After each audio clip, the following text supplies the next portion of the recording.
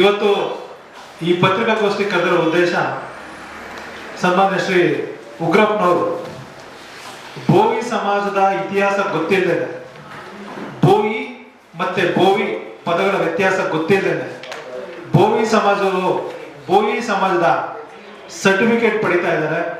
ಇವರು ನಿಜವಾದ ಬೋಯಿಗಳು ಅಂತ ಹೇಳಿ ಸನ್ಮಾನ್ಯ ಮುಖ್ಯಮಂತ್ರಿಗಳಿಗೆ ಹೋಗಿ ಪದೇ ಪದೇ ದೂರು ಕೊಡ್ತಾ ಇದ್ದಾರೆ. ಉಗ್ರಪ್ಪನವ್ರು ಒಂದು ಅರ್ಥ ಆಗ್ತಾ ಇಲ್ಲ ಏನಂದ್ರೆ, BOY ಬೋಯಿ ಬೇರೆ, BHOVI ಬೋವಿ ಬೇರೆ. BOY ಬೋವಿ ಬಂದು ಪ್ರವರ್ಗ ಒಂದ್ರಲ್ಲಿ ಬರ್ತಾರೆ, BHOVI ಬೋವಿ ಬಂದ್ಬಿಟ್ಟು SC ಜಾತಿ ಬರ್ತಾರೆ. ಇದು ಇತ್ತೀಚೆಗೆ ಬಂದಂತ ಸೇರಿದಂತ ಜಾತಿ ಅಲ್ಲ. ನಾಲ್ವಡಿ ಕೃಷ್ಣರಾಜ ಒಡೆಯರ್ ಅವರು ನಮ್ಮ ಒಂದು ಶ್ರಮಕ್ಕೆ, ಬೋವಿ ಸಮಾಜ ಪಡ್ತಿರೋಂಥ ಕಷ್ಟಕ್ಕೆ ಪ್ರತಿಫಲವಾಗಿ ನಮ್ಮ ಒಂದು ಸಮಾಜನ, ಇದು ಬಹಳ ಹಿಂದುಳಿದ ಸಮಾಜ, ಇವರಿಗೆ ಸರ್ಕಾರದಿಂದ ಸವಲತ್ತುಗಳು ಸಿಗ್ಬೇಕು ಅಂತೇಳಿ 1937ರಲ್ಲಿ ಬೋವಿ ಸಮಾಜನ SC ಪಟ್ಟಿಗೆ ಸೇರಿಸ್ತಾರೆ. ಅದನ್ನ ಅಂಬೇಡ್ಕರ್ ಅವರು ಇಂಪ್ಲಿಮೆಂಟ್ ಸಂವಿಧಾನ ರಚನೆ ಆದಾಗ ಯಥಾವತ್ತಾಗಿ ಕರ್ನಾಟಕ ರಾಜ್ಯದಲ್ಲಿ ಬೋವಿ ಸಮಾಜನ SC ಜಾತಿಯಲ್ಲಿ ಸೇರಿಸ್ತಾರೆ. ಆದ್ರೆ ಇತ್ತೀಚೆಗೆ ಉಗ್ರಪ್ಪನವರು ಬೋವಿ ಬೇರೆ ಇದೆ, ಬೋವಿ ನಿಜವಾದ ಬೋವಿಗಳು ಇವರು ಅಂತೇಳಿ ಪ್ರವರ್ಗ ಒಂದರಲ್ಲಿ ಬರುವಂತ ಬೋವಿ ಸಮಾಜವನ್ನ ನೀವು ಬೋವಿ ಅಂತ ಗುರುತಿಸಿ ಅಂತೇಳಿ ಸನ್ಮಾನ್ಯ ಮುಖ್ಯಮಂತ್ರಿಗಳು ಹೋಗಿ ಹೇಳ್ತಾ ಇದ್ದಾರೆ.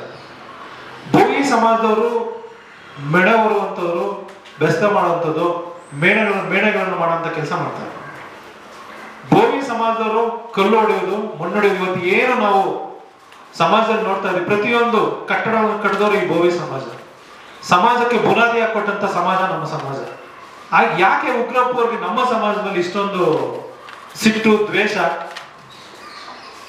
ನಮ್ಮ ಸಮಾಜ ಅವ್ರಿಗೆ ಎಲ್ಲಾ ರೀತಿಯಲ್ಲೂ ಸಹಕಾರ ಮಾಡಿದ್ರು. ಆದ್ರೆ ಇವತ್ತು ನಮ್ಮ ಸಮಾಜ ಸ್ಥಿತಿಗತಿ ಅವ್ರಿಗೆ ಗೊತ್ತಿದ್ದು ಸಹ ಸನ್ಮಾನ್ಯ ಮುಖ್ಯಮಂತ್ರಿಗಳಿಗೆ ಹೋಗಿ ಚಾಡಿ ಹೇಳ್ತಾ ಇದ್ದಾರೆ. ಇದನ್ನ ಬೋವಿ ಸಮಾಜ ಖಂಡಿಸ್ತಾ ಇದೀವಿ. ಇದೇ ರೀತಿ ಮುಂದುವರೆದಲ್ಲಿ ಉಗ್ರ ಹೋರಾಟ ಮಾಡ್ಬೇಕಾಗುತ್ತೆ. ಸನ್ಮಾನ್ಯ ಶ್ರೀ ಉಗ್ರಪ್ಪನವರೇ, ದಯವಿಟ್ಟು ಎಚ್ಚೆತ್ಕೊಂಡು ಬೋವಿ ಸಮಾಜದ ಬಗ್ಗೆ ಮಾತಾಡೋದಕ್ಕೆ ನೀವು ದಯವಿಟ್ಟು ಕ್ಷಮಾಪಣೆ ಕೇಳಬೇಕು. ಅದೇ ರೀತಿ ಬೋವಿ ಸಮಾಜದವರು ಎಲ್ಲೂ ಸಹ ಯಾವೊಂದು ಜಾತಿಯನ್ನು ಸಹ ಇದುವರೆಗೆ ಎತ್ತಿ ಹಿಡಿದು ನಾವು ಮಾತಾಡಿಲ್ಲ. ನಾವೆಲ್ಲ ಅಣ್ಣ ತಮ್ಮಂದ್ರ ಜಾತಿ ತರ ಬದುಕ್ತಾ ಇದ್ದೀವಿ. ಇಷ್ಟು ದಿನ ಮೀಸಲಾತಿ ವಿಚಾರದಲ್ಲಿ ನಮ್ಮನ್ನೆಲ್ಲ ಹೊಡೆದಾಯ್ತು. ಅವತ್ತಿಗೂ ಸಹ ನಾವು ಯಾವುದೇ ಒಂದು ಜಾತಿಯನ್ನ ಹಿಡಿದು ನಾವು ಮಾತಾಡಿಲ್ಲ. ಇದೇ ಬೋವಿ ಜನಾಂಗದವರು, ಬೋವಿ ಪ್ರವರ್ಗ ಒಂದಲ್ಲಿ ಏನ್ ಮಾಡ್ತಾರೆ, ಗುಲ್ಬರ್ಗಾ ಭಾಗದಲ್ಲಿ ಈಗ ಅಂಬರೀಷ್ ಅಂತ ಒಬ್ಬರ ಮೇಲೆ ಕೇಸ್ ನಡೀತಾ ಇದೆ. ಆ ವ್ಯಕ್ತಿ BHOVI ಬೋವಿ ಅಂತ ಸರ್ಟಿಫಿಕೇಟ್ ಪಡೆದು ಸರ್ಕಾರಿ ಸವಲತ್ತುಗಳನ್ನು ಪಡೀತಾ ಇದನ್ನ ಖಂಡಿಸಿ ಅದನ್ನ ನಾವೀಗ ಹೈಕೋರ್ಟ್ ಅಲ್ಲಿ ಕೇಸ್ ಹಾಕೊಂಡು ನಡೀತಾ ಇದೆ, ಪ್ರಸ್ತುತ ನಡೀತಾ ಇದೆ ಕೇಸ್. ಆದ್ರೂ ಸಹ ಅವತ್ತಿಗೂ ಸಹ ನಾವು ಬೋವಿ ಜನಾಂಗದ ಬಗ್ಗೆ ನಾವು ಮಾತಾಡಿಲ್ಲ. ಯಾಕಂದ್ರೆ ಯಾವ ಒಬ್ಬ ವ್ಯಕ್ತಿಗೋಸ್ಕರ ಜಾತಿ ನಿಂದಿಸಬಾರ್ದು ಅಂತ ಹೇಳಿ ನಾವು ಅದನ್ನ ಕಾನೂನು ರೀತಿಯಲ್ಲಿ ಹೋರಾಟ ಮಾಡ್ತಾ ಇದ್ವಿ. ಆದ್ರೆ ಇವತ್ತು ಉಗ್ರಪ್ಪನವರು ಬೋವಿ ಇವರು ನಿಜವಾದ ಬೋವಿಗಳು ಅಂತ ಹೇಳಿ ಸುಳ್ಳು ದಾಖಲೆಗಳನ್ನು ನೀಡ್ತಾ ಇದ್ದಾರೆ. ದಯವಿಟ್ಟು ಉಗ್ರಪ್ಪನವರ, ನಿಮ್ಗೆ ದಾಖಲೆ ಗೊತ್ತಿದ್ರೆ, ಇತಿಹಾಸ ಓದಿದ್ರೆ, ದಯವಿಟ್ಟು ನೀವು ಕಾನೂನು ಬಲ್ಲವರಾಗಿದ್ದೀರಿ, ಇನ್ನೊಂದು ಸರಿ ಓದಿ ಬೋವಿ ಪದಕ್ಕೆ ವ್ಯತ್ಯಾಸ ತಿಳ್ಕೊಳ್ಳಿ, ಬೋವಿ ಜನಾಂಗ ಏನ್ ಮಾಡುತ್ತೆ ಅಂತ ತಿಳ್ಕೊಳ್ಳಿ, ಅವರ ಪರಿಸ್ಥಿತಿ ತಿಳ್ಕೊಳ್ಳಿ. ಇವತ್ತು ಬೋವಿ ಜನಾಂಗ ಕರ್ನಾಟಕದಲ್ಲಿ ಅತ್ಯಂತ ಕೆಳಮಟ್ಟದಲ್ಲಿದೆ. ನಮ್ಮದೇ ಅಂತ ರೀತಿಯಲ್ಲಿ ಸಂವಿಧಾನಕ್ಕೆ ಅವರು ನ್ಯಾಯಾಲಯದಲ್ಲಿ ಹೋರಾಟ ಮಾಡಿಕೊಂಡು ನಮ್ಮ ಸೌಲಭ್ಯವನ್ನು ಪಡೀತಾ ಇದ್ದೀವಿ ವಿನಃ ಬೇರೊಂದು ಜಾತಿಯನ್ನು ಯಾವತ್ತು ನಾವು ನಿಂದಿಸಿಲ್ಲ, ಜಾತಿ ಬಗ್ಗೆ ಮಾತಾಡಿಲ್ಲ. ನೀವು ಇದು ಒಂದು ಸಾರಿ ಅಲ್ಲ, ಎರಡೆರಡು ಸಾರಿ ಮಾತಾಡಿದ್ರೆ ಅದಕ್ಕೆ ನಮ್ಮಲ್ಲಿ ವಿಡಿಯೋ ದಾಖಲೆಗಳಿದೆ. ನೀವು ತೋರಿಸಿ ದಾಖಲೆಗಳು ತೋರಿಸದೇನೆ ಇವರು ಬೋವಿ ಅಂತ ಹೇಳ್ತಾ ಇದ್ದೀರಾ. ಇದನ್ನ ನಾವು ಖಂಡಿಸ್ತಾ ನಿಮ್ಗೆ ನಮ್ಮ ಬೋವಿ ಜನಾಂಗದ ಬಗ್ಗೆ ಇನ್ನೊಂದು ಸರಿ ಇದೇ ರೀತಿ ನೀವು ಮಾತಾಡಿದ್ರೆ ಇದಕ್ಕೆ ಯಾವ ರೀತಿಯಾದಂತಹ ಪ್ರತಿರೋಧ ಕೊಡ್ಬೇಕು ನಮಗೆ ಗೊತ್ತಿದೆ, ಅದನ್ನ ನಾವು ಮಾಡ್ತೀವಿ. ನೀವು ಬಹಿರಂಗವಾಗಿ ಬೋವಿ ಸಮಾಜದ ಬಗ್ಗೆ ಮಾತಾಡೋದಕ್ಕೆ ಕ್ಷಮಾಪಣೆ ಕೇಳ್ಬೇಕು ಅಂತ ಈ ಮೂಲಕ ಕೇಳ್ಕೊಳ್ತಾ ಇದ್ದಾರೆ. ಇತ್ತಿತ್ತಲಾಗೆ ನಮ್ಮ ಸರ್ಕಾರಕ್ಕೆ ಏನಾಗಿದೆ ಗೊತ್ತಾಗ್ತಾ ಇಲ್ಲ. ಮಾನ್ಯ ಸಿದ್ದರಾಮಯ್ಯ ಸರ್ಕಾರಕ್ಕೆ ಕರ್ನಾಟಕ ರಾಜ್ಯದಲ್ಲಿ ಶಾಸಕರು, ಸಚಿವರು ಇವರೆಲ್ಲರೂ ನಾವು ಒಂಥರ ಆಟದ ಗೊಂಬೆಗಳಾಗ್ಬಿಟ್ಟಿದೀವಿ. ಯಾರಂತಂದ್ರೆ ಬಲಗೈ ಸಮುದಾಯದವರು, ಬೋವಿ, ಲಂಬಾಣಿ, ಕೊರಚ ಮತ್ತೆ ಅಲೆಮಾರಿ ಜನಾಂಗದವರು. ಈ ಒಳ ಮೀಸಲಾತಿ ನಾವು ವಿರೋಧ ಮಾಡ್ಕೊಂಡು ಬಂದರೂ ಕೂಡ ತಮ್ಮ ವೋಟ್ ಬ್ಯಾಂಕಿಗಾಗಿ ನಮ್ಮ ಸಮುದಾಯನ ಒಳಗೊಳಗೆ ಬೆಂಕಿ ಹಂಚುವಂತ ಕೆಲಸ ಮಾಡ್ತಾ ಇದ್ದಾರೆ.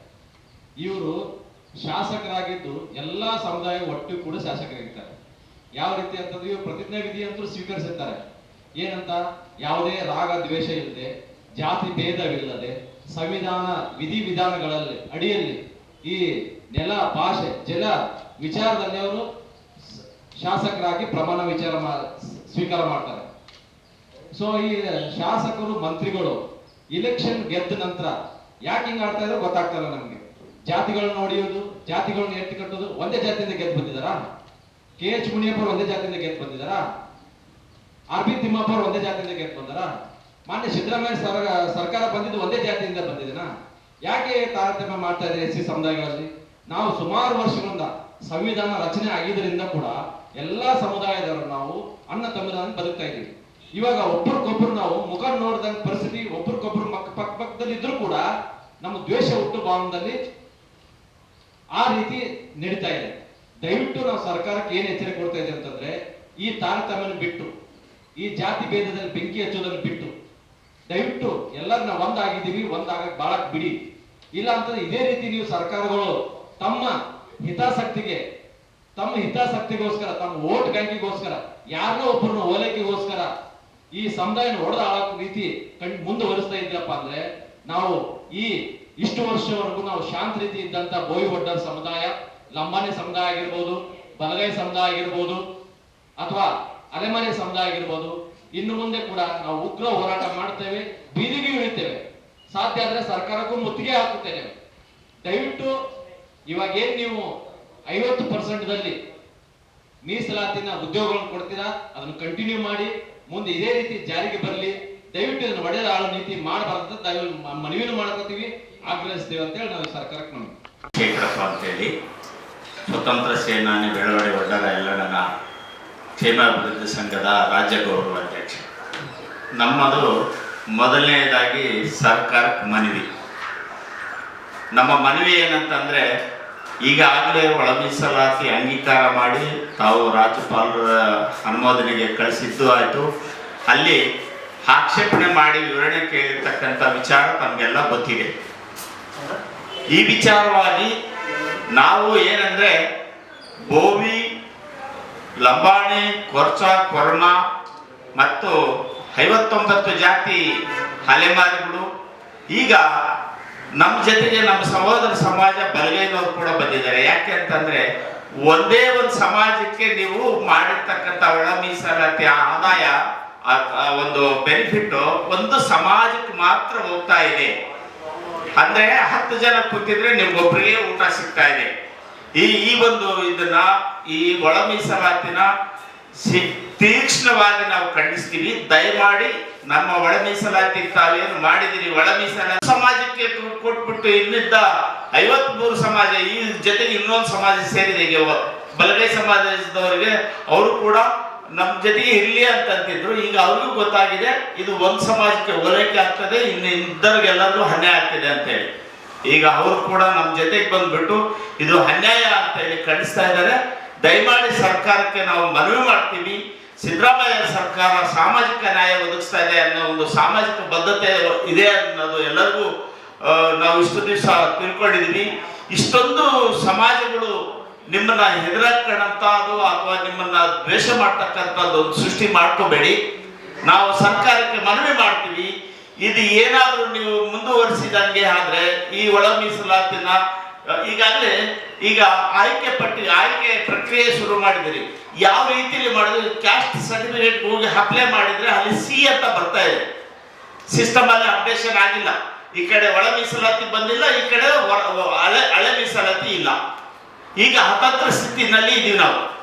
ದಯಮಾಡಿ ಇದನ್ನು ಕೂಡಲೇ ಸಿಸ್ಟಮ್ ಅಪ್ಡೇಷನ್ ಆಗಬೇಕು, ಹಳೆ ಮೀಸಲಾತಿ ಜಾರಿಯಲ್ಲಿ ಬರಬೇಕು. ನೀವು ಮಾಡಿರ್ತಕ್ಕಂಥ ಒಂದು ಕೆಲಸ ಸಮಾಜಕ್ಕೆ ಒಳ್ಳೇದಾಗಬೇಕನ್ನೋ ಮಾರ್ಗ ಆಗಬಾರ್ದು. ಸಿದ್ದರಾಮಯ್ಯನವರು ಅಥವಾ ಈ ಸರ್ಕಾರ, ಗಣರಾಜ್ಯ ಸರ್ಕಾರ ತೀಕ್ಷ್ಣವಾಗಿ ತಗೊಳ್ಬೇಕು ಈ ವಿಚಾರನ. ಇಲ್ಲವಾದಲ್ಲಿ ಮುಂದಿನ ದಿನ ಇದಕ್ಕೆ ತಕ್ಕ ಪ್ರತಿಫಲ ತಾವು ಉಣ್ಲೇಬೇಕಾಗುತ್ತೆ. ಸರ್ಕಾರ ಬಗ್ಗೆ ತಿಳ್ಕೊಳ್ತೇನೆ ಇದೆಲ್ಲ ಏನ್ ಮಾತಾಡ್ತಾ ಇದ್ದಾರೆ. ನೆಕ್ಸ್ಟ್ ಇದೇ ತರ ಏನಾದ್ರು ಅವ್ರು ಕಂಟಿನ್ಯೂ ಮಾಡಿದ್ರೆ ರೋಡ್ ಇದ್ದು ಹೋರಾಟ ಮಾಡ್ಬೇಕಾಯ್ತದೆ. ಅಂದ್ರೆ ನಮ್ಮ ಸಮಾಜ ನಿಮ್ಗೆ ಬೇಡವಾ? ಬೋವಿಗಳು ನಿಮ್ಗೆ ಬೇಡವಾ? ಅಥವಾ ಬೋವಿಗಳಿಂದ ನೀವೇನು ಓಟ್ ಗಿಟ್ ತಗೊಂಡಿರೋ ಬೋವಿಗಳು ಯಾರು ನಿಮ್ಗೆ ಓಟ್ ಹಾಕಿಲ್ವಾ? ಇದೇ ತರ ಕಂಟಿನ್ಯೂ ನೆಕ್ಸ್ಟ್ ಯಾವ್ದಾರ ಒಂದು ಸಭೆಲಾಗ್ಲಿ ಏನಾಗ್ಲಿ ಮಾತಾಡಿದ್ರೆ ಉಗ್ರ ಪ್ರತಿಭಟನೆ ಮಾಡ್ತೀವಿ. ರೋಡ್ಗೆದ್ದು ನಿಮ್ಮ ಬಗ್ಗೆ ಉಗ್ರ ಪ್ರತಿಭಟನೆ ಮಾಡ್ತೀವಿ. ಇದನ್ನ ಮನಸ್ಸಲ್ಲಿ ಇಟ್ಕೊಂಡು ನೆಕ್ಸ್ಟ್ ನೀವು ಕಾರ್ಯಕ್ರಮ ಮಾಡಬೇಕಾಗ್ತದೆ.